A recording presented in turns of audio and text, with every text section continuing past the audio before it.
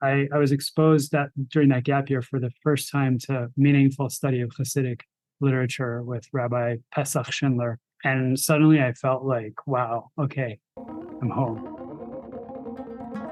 Welcome to the Holy Sparks podcast. Our mission is to illuminate the brightest lights in the Jewish world and beyond so that we elevate the Holy Sparks within us and make the world around us a better place. I'm your host, Saul K. If you're looking for inspiration, edutainment, or simply want to discover people doing amazing things in and around the Jewish world, you're in the right place. Also want to give a big thank you to our sponsor, JLTV, Jewish Life Television Network. JLTV is a 24/7 cable and satellite television network delivering news, history, and entertainment. JLTV brings together the greatest voices from around the country, across the world, and from the Holy Land. Go to jltv.tv for stories that inspire.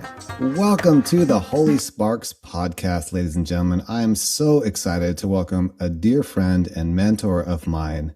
You're going to get so much out of this interview. I hope that you will stay until the end. And without further ado, let me introduce the man properly. As senior core faculty at the Institute for Jewish Spirituality, Rabbi Sam Feinsmith directs the Clergy Leadership Program and serves on the faculty of Yesod, Foundations for Deepening Jewish Mindfulness Meditation. He is passionate about practicing and teaching Jewishly grounded mindfulness meditation and teaching Hassidic text through a mindfulness lens, making these texts accessible to spiritual seekers who don't have the knowledge or skill to access them on their own. Before joining the faculty of IJS in 2016, he taught Judaic studies at Chicagoland Jewish High School, Illinois, and the Heschel School in New York, where he spearheaded initiatives to foster teen spirituality and mindfulness as foundations for lifelong, thriving, and love of Jewish learning. He is a co-founder of Orot, Center for New Jewish Learning, a hub for contemplative Jewish learning and living. Committed to wedding inner work with the work of Tikkun Olam, he served as Kol Tzedek Fellow for American Jewish World Service, volunteering in Cambodia with their volunteer corps. Sam lives in Evanston, Illinois, with his wife Sarah Bess, daughter Elanit, and their pet bunny Margaret. So, ladies and gentlemen, put your hands together for Rabbi Sam Feinsmith. Oh, let's go. Oh, louder in the back. Yes, that's how we do it over here. Yes, welcome. Let's go. All right. Okay. Rabbi Sam, welcome. How are you today? So I'm doing well, actually. The smoke is finally cleared a little bit over here in Evanston, Illinois, and we have a beautiful sunny day. Oh, Baruch Hashem. Yes, we went through that over here in California, and it is eye-opening for sure. So let's get right into your story for my audience that isn't familiar with you. Talk a little bit about your growing up childhood and specifically Jewish. I was born in Denver, Colorado, and from a young age was exposed to the teachings of Rabbi Shlomi Tursky. My father was a devotee of his. My father was a composer and a musician. Classically trained. He played with the Denver Symphony Orchestra, and we used to spend Shabbat every week at Rabbi Twersky's shtibel, his little prayer community. When I was really little, my dad composed a symphony called Isaiah. In preparation for that composition, he studied with Rabbi Twersky for a year. I remember that my dad, at one point when he was composing that symphony, he kind of disappeared into his study for about a month. Didn't eat very much, didn't drink very much, and I wasn't really allowed in. Only did I find out later on that when he was composing the third movement, that he was having some sort of a mystical experience, really channeling some sort of a creative process that came from a source that he considers to be not of his own making. So I had that kind of framework in the background of my childhood. Also went to Orthodox day schools as a kid. And then when I was 5, my family made Aliyah. My father was invited to play with the Israel Philharmonic Orchestra. He was a classical bassoonist. And we lived in Israel for close to 10 years. And there I attended religious public schools. And in middle school, I went to a Bnei Akiva branch of one of their yeshiva. middle schools. So I had a fairly kind of traditional Jewish education, steeped in, study of Torah, Mishnah, Talmud, Jewish law, halacha, and so on and so forth. But, somewhat moderate as well, because my dad, being a musician and a spiritual seeker, was also very always interested in bringing home people from the orchestra who weren't Jewish. And his closest friend was an African-American gentleman named Sam Gill, who was a string bassist in the Denver Symphony. He used to come to our Seder every year. My dad also was involved with the Lakota Sioux community in the Rosebud Reservation in the Dakotas. The chief there, Henry Crodog, was my dad's godfather. So I had that kind of heritage as well. In addition to that, my dad was interested in Eastern religions. He wasn't a meditator per se, but he had a lot of books on the shelf that, were about Eastern traditions and Hinduism, Buddhism, etc. So I had kind of this Orthodox upbringing, but in a very kind of open-minded sort of milieu. And that was basically my childhood. When I was about 14, we came back from Israel, and my parents enrolled me in a yeshiva high school in northern New Jersey. Continued down that path really until the end of high school, fairly traditional modern Orthodox upbringing, and in Israel, kind of a religious Zionist upbringing. That's my childhood. Then I went to the Jewish Theological Seminary and participated in their joint program with Columbia University as an undergraduate, and then everything changed. I'm happy to tell you more about that. Okay, can we pause for a moment? You said so many amazing, what I call golden nuggets in that opening, but you said your dad's godfather was the Indian chief of the Lakota Sioux. Did I hear that correctly? Yeah, of the Rosebud Reservation, yeah. Okay, how does that happen exactly? Because I know it's a great story. It's a great story, actually. Okay. So I come from a long line of musicians going back to the 1750s. Actually, we've had chazanim, cantors, and classical musicians, really going back a long ways. I'm a musician, but less formally trained. Anyway, my grandfather, my dad's father, Sam Feinsmith, who shares my name, for whom I'm named, was a clarinetist. And actually, when he was a kid in Belarus, there was a pogrom, and his mother and his sister were murdered. To make money, he played clarinet in the circus. Ultimately, he was able to earn enough money to afford passage to the United States. And he became a very sought-after clarinetist and saxophonist. And during the Depression era, while none of his relatives had work, he was playing vaudeville shows and playing with the New York Philharmonic, and he was able to really support the whole family because of that. Long story short, he was playing a vaudeville show back in the day in New York, and I don't know all of the circumstances and how this all happened, but the vaudeville show featured a bunch of Native Americans performing, I think, some of their traditional dances. My dad invited one of them, who was Henry Crodog, home for Shabbat dinner. And at the time, my dad was just a kid. My dad was very young, but he remembered having this Native American gentleman at his Shabbat table. And years later, my dad was playing a Broadway show in New York as an adult. And he comes out after the show, and he's walking around the theater district, and he sees someone who looks very, very familiar, who walks up to him and introduces himself, and they start talking, and it's Henry Crodog. And my dad remembered him, he remembered my dad, and they became friends. And Henry invited my dad out to the reservation a bunch of times, and my dad spent time out there. And Henry came to my parents' wedding in full headdress up in the mountains, near Black Hawk, Colorado. Throughout my childhood, my dad always used to buy me books of Lakota tales, folk tales, and origin stories. And there were pictures of Henry all over our house, and handmade flutes and peace pipes that he had made for my dad. They were very close. Unfortunately, I never met him myself. I met his son and his grandchildren when I was a kid. That was a really important part of my dad's life. Amazing. And I noticed that in our retreat, whenever you would mention you're from Evanston, Illinois, you said something else. Talk about that for a second. Yeah, it's become really important to me to acknowledge all of us in America who really, live on essentially, settled or stolen land. and to acknowledge the first peoples who were here before us and the tremendous wisdom and spirituality that they, had lived by for, tens of thousands of years before any white folks arrived here from Europe. I'd say that when I was a kid in Israel, when we moved away from Denver, I kind of lost consciousness a little bit of my dad's relationship with Henry Crow Dog and that whole legacy. But, in the last number of years, I've been trying to kind of reclaim that. Part of that practice has been to really try and be consistent about offering a land acknowledgement, whenever I teach.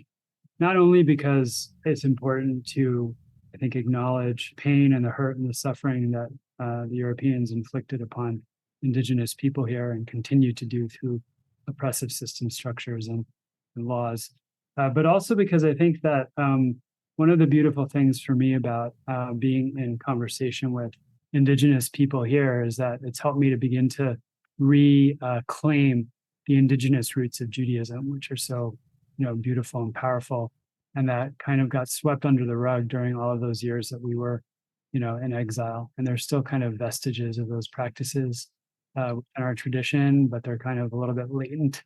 And there's a whole wonderful movement now in the Jewish community, in large part, really kind of, I think, spearheaded by young folks and, members of the Kohenet Institute, alumni of and students in the Kohenet Institute and the psychedelics movement to really kind of reclaim Jewish indigenous practices. Absolutely. I'm friends with the founder of Wilderness Torah out here on the West Coast. So. Yeah, Zella Golden. Yeah.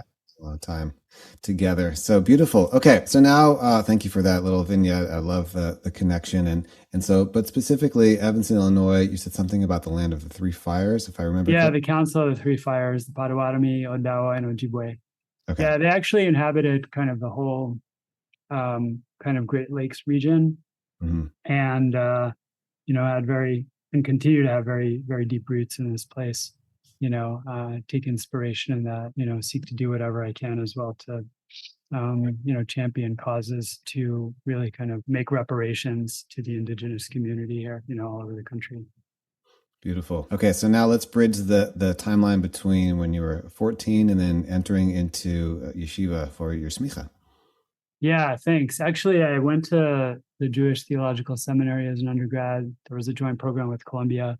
Up until that point, I had believed that the Torah was, God's direct word relayed through Moses, that Jewish law was the correct interpretation of the Torah by which, the Jewish people should live. I wasn't always observant. I kind of rebelled a little bit when I was 17, 18, 19, so on and so forth, mostly because I was curious and some of my friends weren't totally observant. So, I wasn't 100% Sabbath observant and I didn't keep kosher 100%, but I still at the time really believed that I was doing something that was out of step, with divine will and that there would be some sort of, accounting, but I was young and, not so worried about that at the time. And then I went to, as I said, this joint program between JTS and Columbia. And for the first time in my life, I studied biblical criticism and modern Jewish philosophy.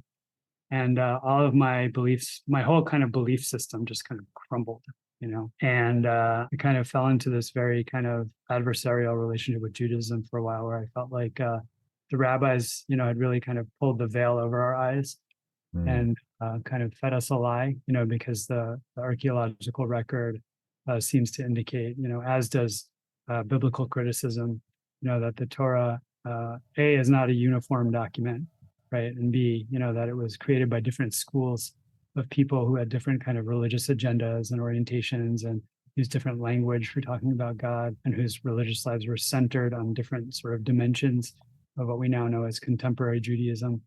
So that happened and it was a really difficult time for me, actually, really difficult.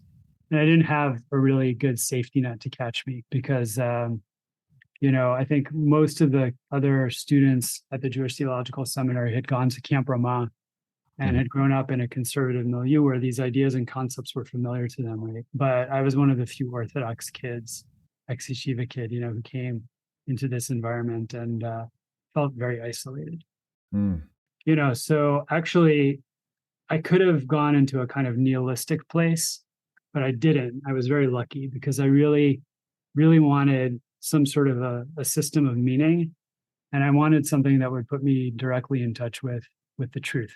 I wanted to be in relationship with big questions about absolute truth. So I actually enrolled in the in the religion department at Columbia University with a focus on East Asian religions, which is where I was first exposed to Buddhism. Ended up studying Japanese religion, and immediately upon sitting in upon my first kind of intro to Buddhism course, I just felt like, wow, there's something here that's really compelling. Something that really resonates with me as being true about the human experience.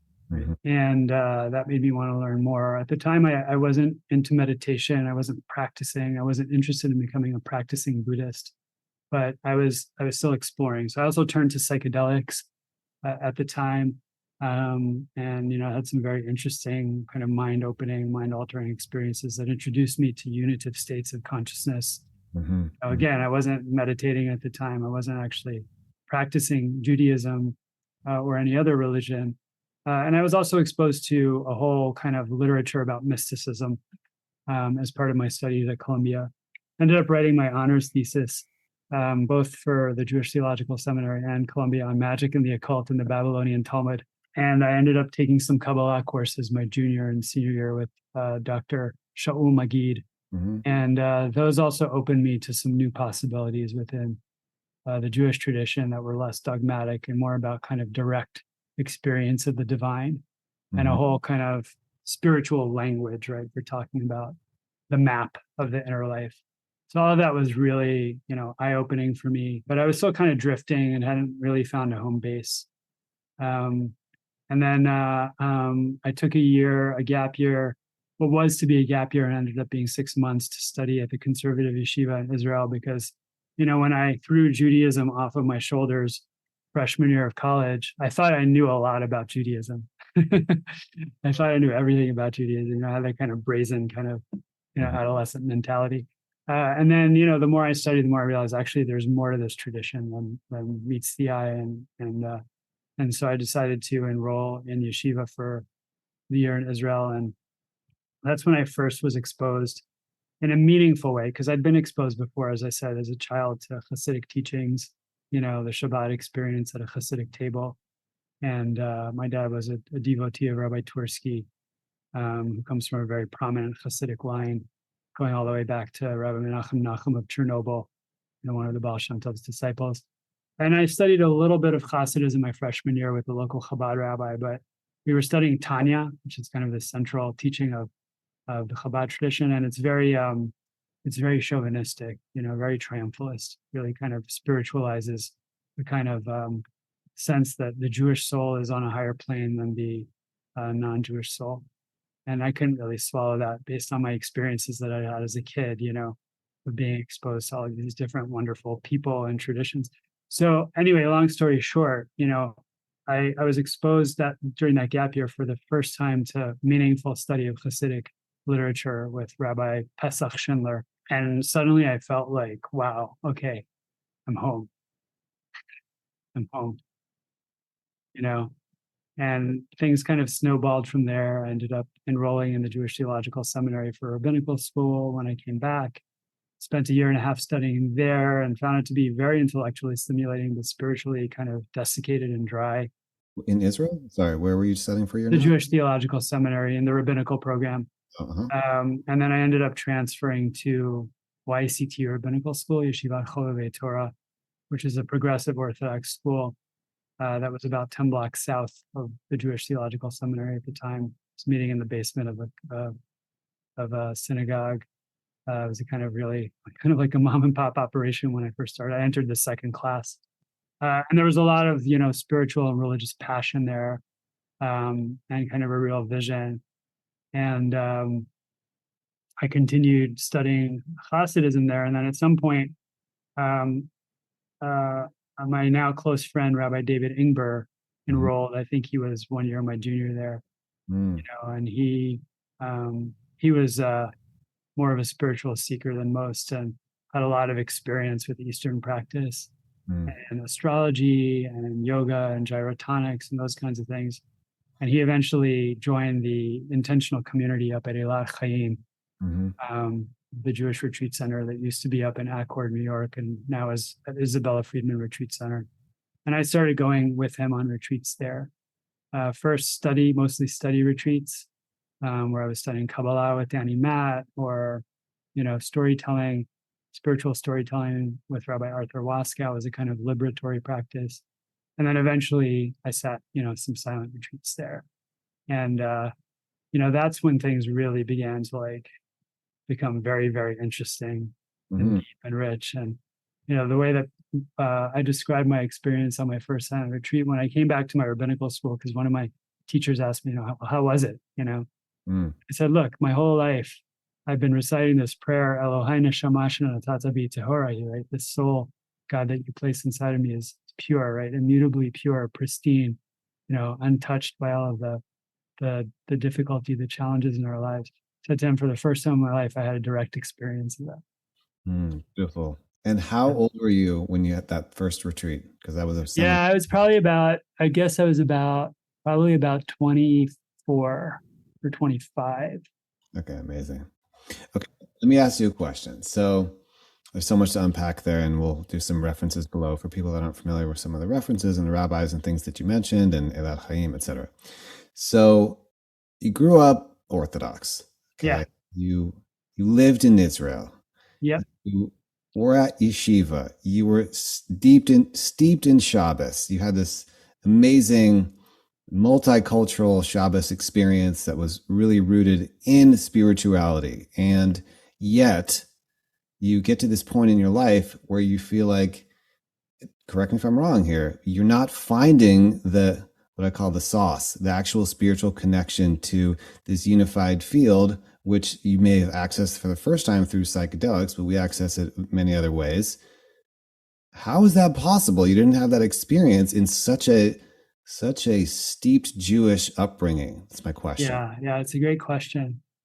I saw glimmers of it again in my dad's mystical experience, Right. And what it was like to sit around Rabbi Twersky's table as a kid, and certainly a lot of my teachers, especially in Israel, it's clear that they were very, very deep into their prayer and also very ethically refined people, Yeah, I remember this one teacher who was my 7th grade Talmud teacher, Rabbi Yaakovi. And it was clear that he was like a different kind of person, just very refined spiritually and ethically. And he talked to us a little bit about spiritual cultivation. But I would say that for the most part, the experience of my Judaism was fairly intellectual.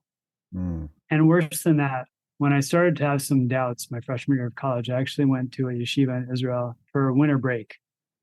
And some of my friends from high school were studying there.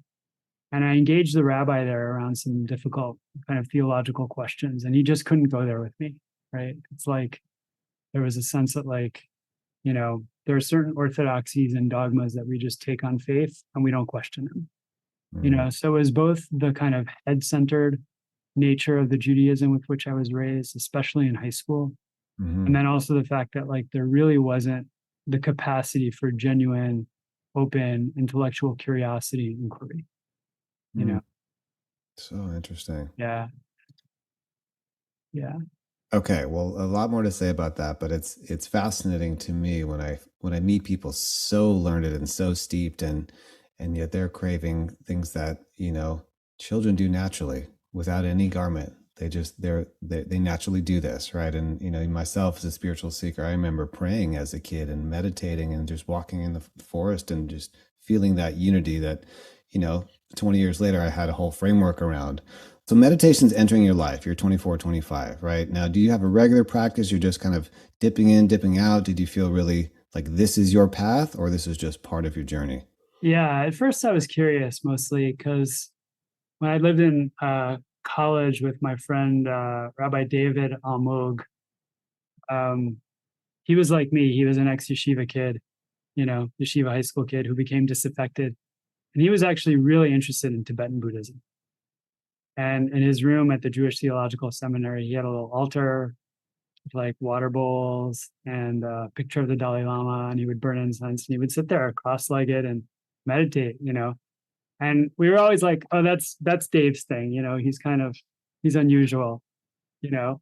But when I started being interested in kind of deeper spirituality, he showed me a couple things, and that was really interesting. And I started kind of just exploring within myself how kind of his specific orientation to meditation and prayer was kind of landing inside of me. But then before I even ever went up to Eilat Chaim with David Ingber, I was really fortunate because our rabbinical school was on the Upper West Side of Manhattan. And just a couple blocks away, like literally like 4 or 5 blocks away, was Pure Land, Japanese Pure Land Buddhism temple. Mm. It's actually a really cool building. They had a huge bronze statue of Shinran. Mm-hmm. Who was that for people that don't know? Shinran was essential in, I believe, bringing Buddhism from China to Japan. Mm-hmm. And he's revered as one of kind of the great Japanese Buddhist saints. Actually, there was a little plaque underneath the bust of Shinran that said that it was at the epicenter of Hiroshima, and it's the only thing that survived. And they brought it over, and it was sitting, kind of in a very kind of like formidable, prominent place, in front of this Pure Land temple. Very powerful. But the New York Insight community used to lead more kind of Theravadan flavored meditation sessions every Tuesday night there. Someone would come and give a little teaching, maybe a short reading, and then we would sit for 45 minutes, and then we would walk for a little bit, and then we'd have an opportunity to come back and kind of share out about our experience. Mm-hmm. And so I started going once a week with a couple of the guys from my rabbinical school, including David Ingber. It was really beautiful to experience that spiritual discipline. It was hard, but I'm generally a good rule follower, even though I have a little bit of a kind of like holy kind of irreverent quality to myself, because I'm an iconoclast, but I'm also a rule follower kind of by my nature and conditioning. So I would just sit there dutifully and like really, for 45 minutes, be really still. And my knees would be like killing me and my back would be killing me, but I just keep coming back again and again to the breath, and like the most, I'm sure a lot of people out there who meditate can relate to this. Like the most beautiful moment would be when the facilitator would say, where are you? Like 20 minutes in, I'd be like, oh, an oasis of something else to pay attention to,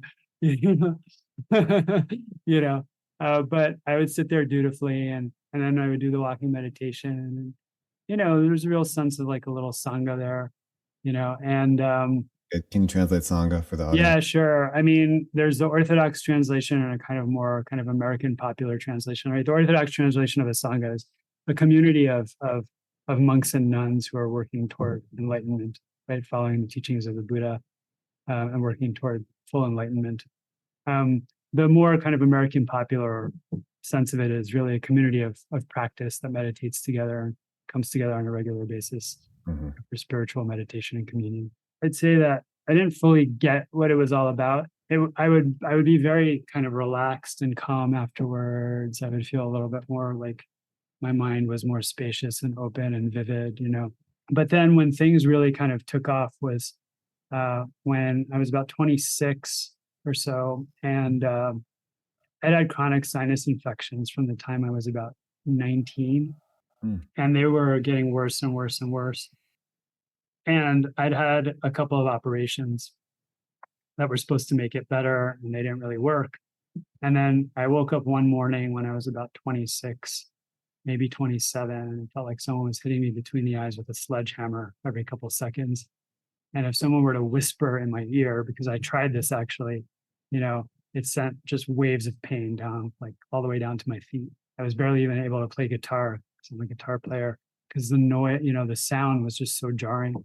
It was really the most excruciating experience I ever had. And this happened for, it was going on for months, and I had to have emergency surgery, and, they were able to restore drainage because basically there was like no drainage and just like infection was building up and making its way into my skull bone. So I was pretty sick. And at the time, I would try to meditate for like 20 minutes before Shabbat to bring in Shabbat in a kind of mindful way. And then on Sunday morning, I would sit for like 20 minutes in meditation, but that's basically what I was doing. And then I was going to these New York Insight sits every Tuesday night and studying in rabbinical school at the same time. Mm-hmm. I'm sitting there one Sunday morning, and unbeknownst to me, what I'd been training in the whole time, I'd been going and watching my breath and noticing the mind wandering and meeting it with a lot of love and compassion and acceptance and coming back.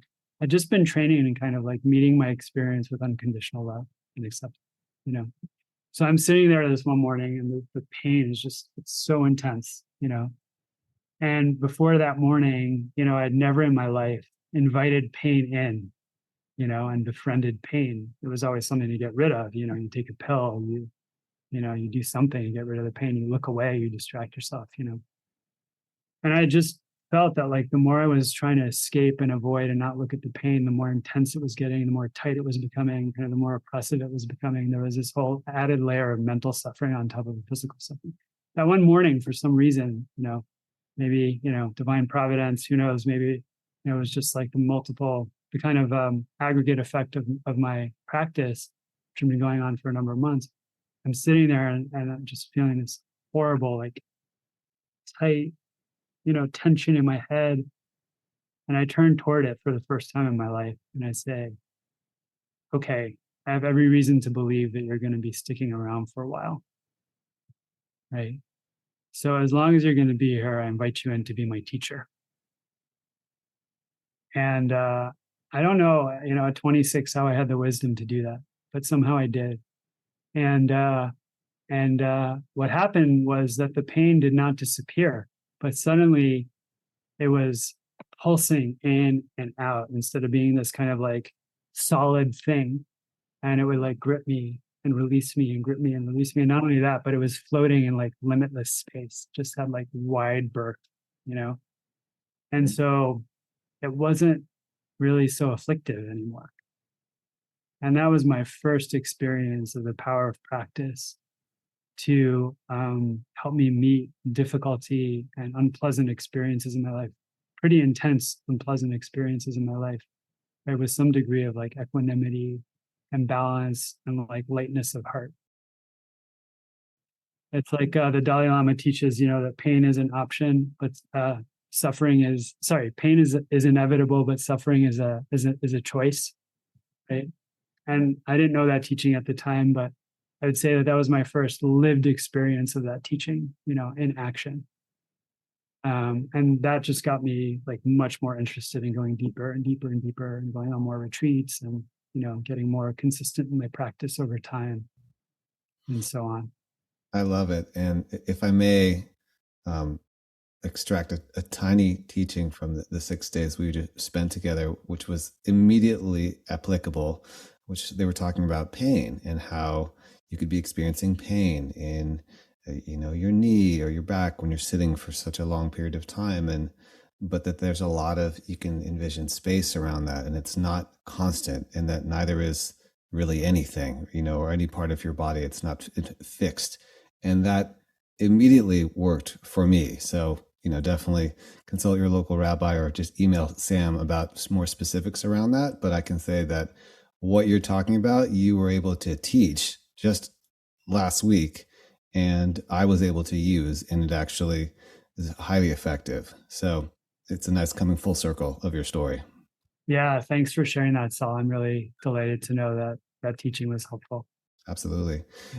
Okay, so in terms of the arc of the timeline, we're around 26, 27, and then you did found something called Orot, but I'm not sure what the timeline was between then and Orot. Oh yeah, sure. Happy to talk about that. So basically, I finished rabbinical school in 2005. I was about, I think, 28 roughly.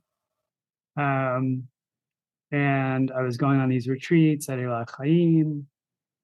And then I worked as a Judaic studies teacher. That was my first job out of rabbinical school at the high school level in New York at the Abraham Joshua Heschel School, where I led a contemplative minyan for the 11th and 12th graders. It would have been for the whole school, but the first year we offered it, there were, I think, 86 registrants. We had to make a choice about, capping it and, making it available only to the 11th and 12th graders. That was like the most awesome experience because basically like the school was new. Things were kind of really emergent. And the director of my department was like, oh, you want to create a meditation minyan for the kids? Do it and do whatever you want. The only thing that you need to do is say Shema and the Amidah every day. Right. And I was like, great. So 5 days a week, for years, really, I think I was there for, 5 or 6 years? I just had this wonderful kind of laboratory where I could try things out and get feedback from the kids. And it's where I kind of really began to kind of refine my craft as a teacher of the practice. Then I met my wife in 2008 in New York City. She was also teaching high school, but to Black and brown kids at an inner city school in the Bronx. After getting married, we decided to travel and volunteer in Asia for 10 months. That was our honeymoon. We volunteered in Cambodia at a youth development organization. I also did a couple of retreats in India. I sat one Goenka retreat there, Goenka Vipassana retreat. Goenka was, a wonderful teacher of a particular school of Vipassana, in the Theravadan tradition, really coming out of Burma. And then my wife and I together sat an Intro to Tibetan Buddhism retreat there as well at the Tushita Center in Dharamsala, outside of Dharamsala, where the Tibetan government is in exile. And on that retreat, I just had like an upwelling of really clear insight, what I would call kind of like kishka or, intuitive wisdom. In the West, we know how to know with our heads, but we don't know a lot about how to cultivate intuitive wisdom. But I got quiet and settled and present enough on that retreat that there was a kind of like communication that welled up from inside of me, from deep inside of me. And the voice basically said, like, your deployment in this world, right? Your mission in this world is to teach contemplative practice. Wow. Because when I was teaching at the Heschel School, I did some of that in my meditation minyan, but I was also teaching like heady topics like Talmud and Bible, and Jewish ethics and things like that, which were interesting and great. And the kids were engaged, but just had this really deep intuition. So, as with those kinds of things in our lives, it often takes, months to years to actualize them, to find the right vessel, right, for being able to take that intention and that wisdom and make it manifest.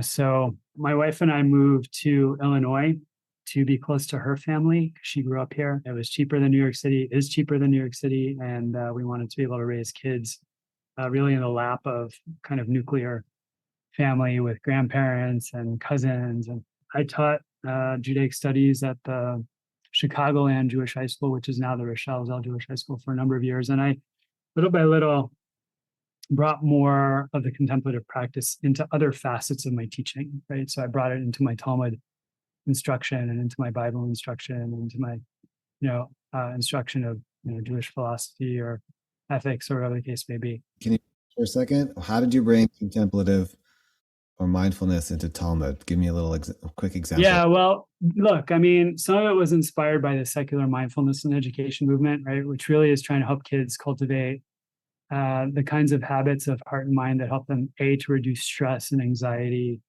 and B, to regulate their emotions, and C, to kind of cultivate greater empathy, and make responsible decisions. So some of it was just that, because kids, as I was teaching throughout the years, literally year by year, it was becoming clear they were more dysregulated, they were more anxious, they were more stressed, they were more kind of fractured, right, pulled in a million different directions. And that really corresponded with the kind of enrichment of our space with technology and smartphones, right? Sure. And some of the kind of most comprehensive research on teen mental health in America really, I think, shows that the technology has really had a deleterious effect, So I thought, wow, these kids just need a place of refuge, right? They need to be able to show up in class, and instead of jumping right into the next subject and taxing them intellectually, physically, let's first get them into a place where they're calm and focused, right? Which is the optimal state for learning, right? But then I also really wanted the Jewish learning to resonate with their lived experience and to help them to cultivate tools for being able to live in a manner that would support them to meet the challenges of being a teenager in the 21st century from within, right, a native Jewish language and spiritual orientation. So, for example, when I taught sophomore Talmud, which focused on tractate Brachot, which is really all about blessings and prayer, we would study a piece of Talmud that had some bearing on the kinds of kavanah, right, intention, focus, that is really conducive to having a meaningful and transformative prayer experience. And then I would actually lead them in a practice, to make it real in a very kind of inquiry-based way. And I'd invite them to share with me what their experience was. And then I would send them into their daily prayer services with an assignment to actually try a practice out, and come back and report in their journal kind of what they'd noticed, So there was a kind of like practicum to it. It wasn't just all intellectual study. And, combined with the mindfulness skills that they were learning at the beginning of class, when I would just give them like a cool down period, right, to go inside and regulate themselves, and then the invitation to actually kind of transport those skills into native Jewish ritual and practice as mindfulness practice, right? The kids were able to really experience their Judaism in a way that helped them to manage some of their pain and difficulty and suffering, I remember one time when I was leading the meditation minion there, I think the girl at the time was a 10th grader. And this particular person, was being groomed to be a concert pianist. Had a very high stress life where she was expected to compete and perform at a very high level. In addition to really excelling at school, she was practicing something like 6 or 7 hours a day, to become a pianist. And she walks in one morning and she just plops herself down on the floor in the way that, only teenagers can do. And she says, "Oh, I'm so grateful to be here. This is the only place in my life where I don't have to measure up to some standard and just be, So I wanted to create that kind of an environment in the classroom and for the Jewish learning to somehow like have that flavor, And I was pretty successful at doing that. Luckily, by that time, the mindfulness and education movement had begun to burgeon. Really, the first articles into the benefits of mindfulness-based interventions in schools came out in 2008 and 2009. And when I had started working at the Heschel School and I was leading the meditation minion, there was nothing like that, But now there was at least a secular literature that was evolving and best practices and curricula, that I could integrate into my Jewish teaching and, kind of lean on a little bit, as well as networks and so on and so forth, so that was great. At some point, my close friend, Rabbi Jordan Ben-Dad Appel, who was running at the time an organization called the Center for Jewish Mindfulness locally here in the Chicago area, he invited me to come on as his co-teacher. And after a number of years of knowing each other, he said, we should really come and work at IJS, because he was working part-time at IJS. And IJS, for people that don't know what that means? The Institute for Jewish Spirituality. Yeah. But as a kind of inroad to that idea, he invited me to participate in the Jewish Mindfulness Meditation Teacher Training Program, which has now been kind of reformulated as the program you're in, Yesod, Foundations for Deepening Jewish Mindfulness Meditation. But so I participated in the second cohort of that program, and it was really rich. I deepened my practice, a lot, and took away some really valuable tools to refine and hone my teaching skills and so on and so forth, And then at the very end of that retreat, of the final of, I think, 4 retreats in that program over 16 months, we were invited to pair up by affinity groups. And I raised my hand. I said, I want to talk about mindfulness in Jewish education, And some people gathered around.